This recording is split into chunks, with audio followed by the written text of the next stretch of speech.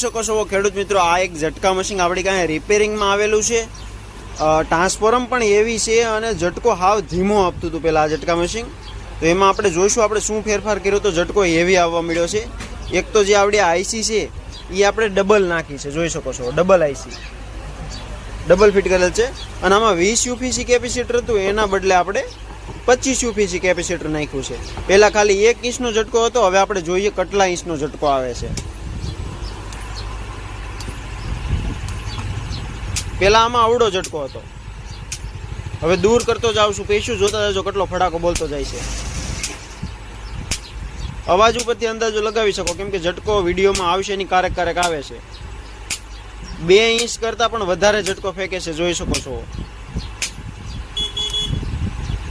એટલો ઝટકો ફેંકે છે મિનિમમ 2 ઇંચ.